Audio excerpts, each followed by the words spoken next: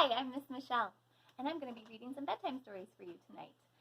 Permission from the publishers.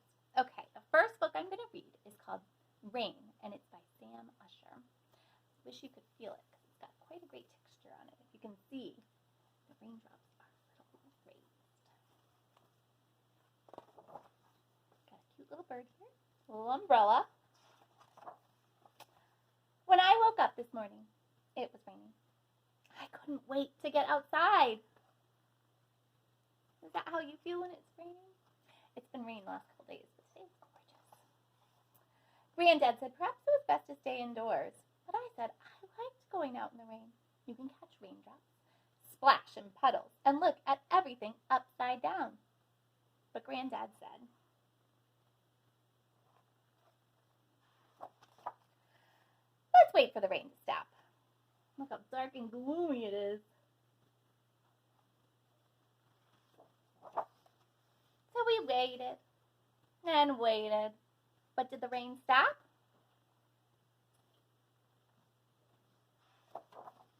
No. That's what it felt like the last couple days. So I said, Granddad, I'd like to go for a voyage with sea monsters. And Granddad said, let's just wait for the rain to stop. But did the rain stop? What do you think? No! Look what's coming, though. See what's right here? I'll give you a little hint. So we waited some more, and Granddad got very busy writing. I said, Granddad, I'd like to visit a floating city.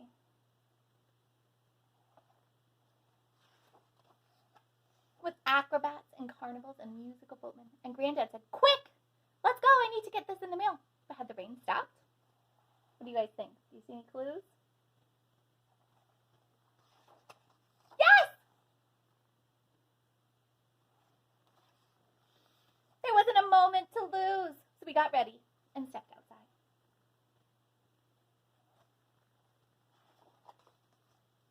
It was time for adventure.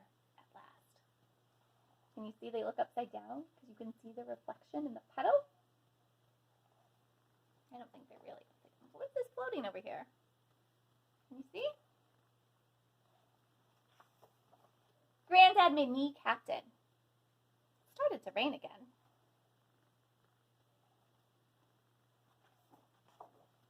So we caught raindrops. And Granddad let me mail his very important letter.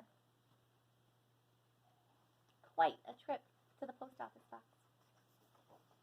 Back on dry land with warm socks and hot chocolate, Granddad said, you see, the very best things are always worth waiting for. And I agreed.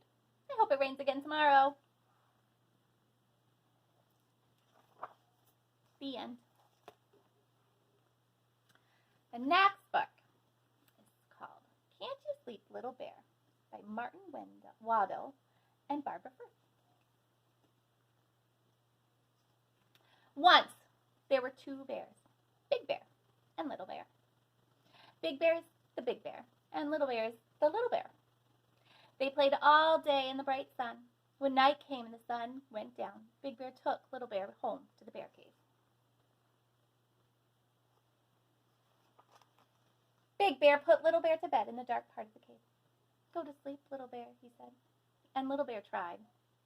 Big Bear settled in the bear chair and read his bear book by the light of the fire. But Little Bear couldn't get to sleep. Can't you sleep, Little Bear? Asked Big Bear, putting down his bear book, which was just getting to the interesting part, and padding over to the bed. I'm scared, said Little Bear. Why are you scared, Little Bear? Asked Big Bear. I don't like the dark, said Little Bear. What dark? Said Big Bear. The dark all around us, said Little Bear. Big Bear looked, and he saw that the dark part of the cave was very dark. So he went to the lantern cupboard and took out the tiniest lantern that was there. Big Bear lit the tiniest lantern and put it next to Little Bear's bed. There's a tiny light to keep you from being scared, Little Bear, said Big Bear. Thank you, Big Bear, said Little Bear, cuddling up in the glow. Now go to sleep, little bear, said Big Bear, and he padded back to the bear chair and settled down to read the bear book by the light of the fire. Little Bear tried to go to sleep, but he couldn't. Can't you sleep, little bear? Yawned Big Bear, putting down his bear book with just 4 pages to go to the interesting part and padding over to the bed. Scared, said Little Bear. Why are you scared, Little Bear? Asked Big Bear. I don't like the dark, said Little Bear. What dark? Asked Big Bear. The dark all around us, said Little Bear. But I brought you a lantern, said Big Bear. Only a teeny one, said Little Bear, and there's lots of dark. Big Bear looked, and he saw that Little Bear was quite right. There was still lots of dark. So Big Bear went to the lantern cupboard and took out a bigger lantern. Big Bear lit the lantern and put it beside the other one. So now there are 2 lanterns. Now go to sleep, Little Bear, said Big Bear. And he padded back to the bear chair and settled down to read the bear book by the light of the fire. Little Bear tried and tried to go to sleep, but he couldn't. Can't you sleep, Little Bear? Grunted Big Bear, putting down his bear book with just 3 pages to go and padding over to the bed. I'm scared, said Little Bear. Why are you scared, Little Bear? Asked Big Bear. I don't like the dark, said Little Bear. What dark? Asked Big Bear. The dark all around us, said Little Bear. But I brought you 2 lanterns, said Big Bear. A tiny one and a bigger one. Not much bigger, said Little Bear, and there's still lots of dark.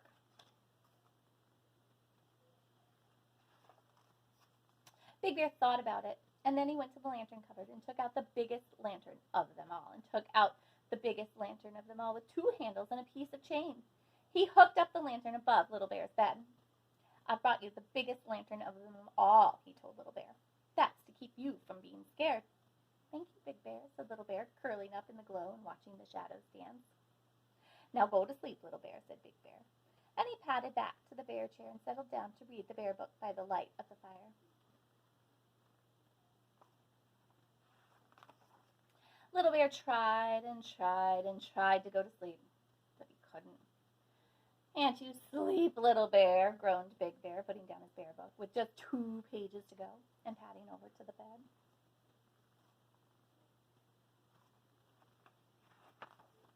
I'm scared, said Little Bear. Why are you scared, Little Bear? Asked Big Bear. I don't like the dark, said Little Bear. What dark? Asked Big Bear. The dark all around us, said Little Bear. But I brought you the biggest lantern of them all, and there isn't any dark left, said Big Bear. Yes, there is, said Little Bear. There is out there. And he pointed out the bear cave at the night.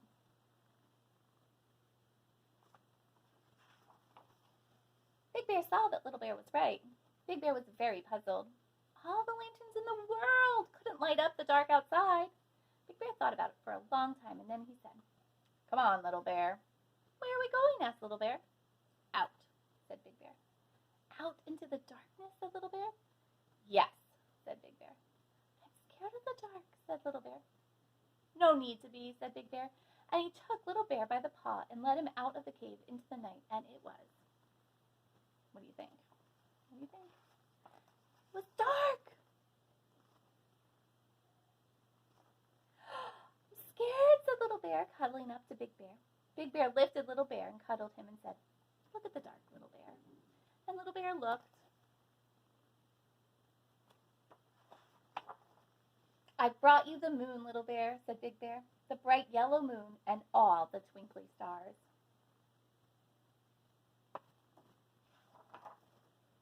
But Little Bear didn't say anything, for he had gone to sleep safe and warm in Big Bear's arms.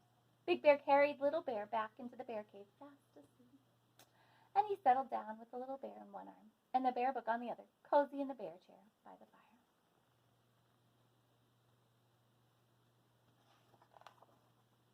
And Big Bear read the bear book right to the end. The last book we're going to read tonight is Steam Train, Dream Train by Sherry Dusky Rinker and Tom Lichtenfeld.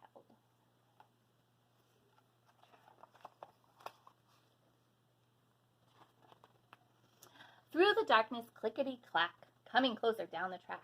Hold your breath so you can hear huffing chuffing drawing near.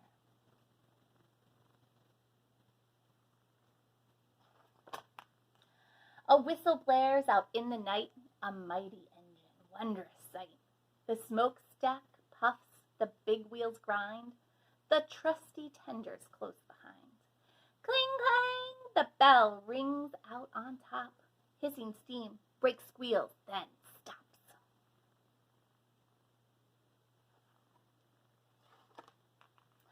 The driver signals to the crew. Each worker knows just what to do.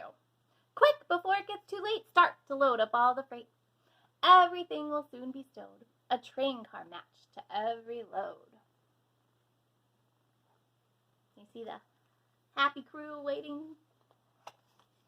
The crew slides back the boxcar doors and tumbles in to start their chores. They whirl and twirl, cartwheel jump, but cargo stowed without a bump. Things that rock and roll and spin are all juggled safely in.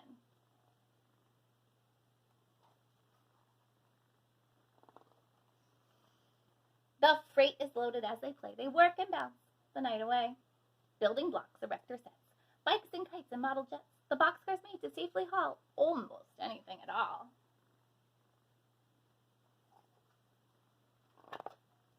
The hopper's top is open wide so cargo can be poured inside. The crew hops to it, one and all. They get to work and have a ball. Then with a bounce, a pounce, a leap, 3 boys jump in and fall asleep. See the 3 little kangaroos sleeping down here? Tankers lined up in a row are getting filled with paints to go. Purple, yellow, green, and blue. A color convoy coming through. The reefer car is snug and cold. Its chilly box can safely hold frozen treats for every stop, like a rolling ice cream shop. The train car is packed, the crew sits back and chills out with a midnight snack.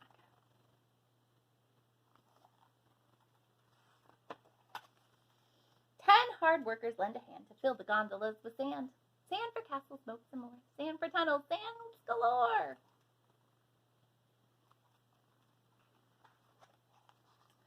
Stacked up on the auto rack, 6 race cars for a private track.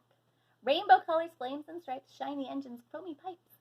The auto rack will gently keep these fast cars all fast asleep.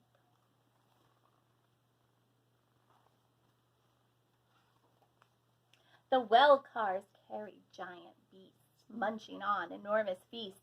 Brachiosaurus likes the view, while T-Rex gets a bone to chew.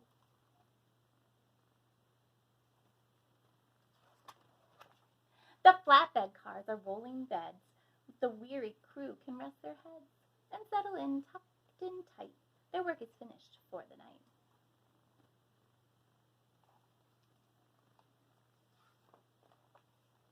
The red caboose is last in line. From the lookout, all looks fine.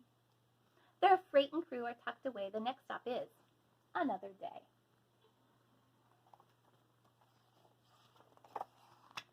A hiss, a jolt, a shift and sway. Now the journey's underway. The train's departing car by car. The headlight fades into the stars. Puffing, chuffing out of sight.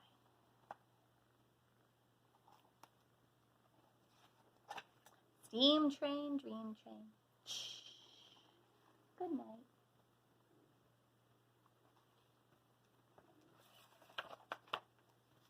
Good night, everybody. I hope you have a great evening and a good day tomorrow. Take care.